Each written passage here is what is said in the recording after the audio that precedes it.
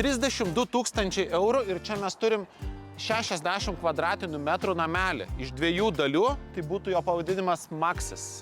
Tai dar išorė kol kas tik darome visi oro tarpai, dedamos plevelės klijuojamos ir išorės apdaila bus skarda ir lentelės miksas. Tai kol kas vidaus dar daug nėra, bet jau galim kažką parodyti, kokio storio yra naudojama mediena, koks apšiltinimas, jau įrenginėjamos komunikacijos.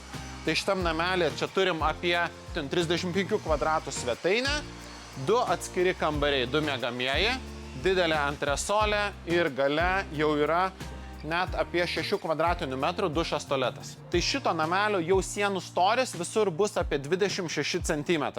Tai čia galim patekti vieną miegamąjį, kuris jau turės antresolę, o kitas kambarys užsakovai prašė aukštų lubų, čia antresolės nebus, čia bus aukštos lubos. Tai nors užimtumas didelis, namelių gaminam daug, skubėkit, spėsit ir rudenį jau gyvensit savo namuose.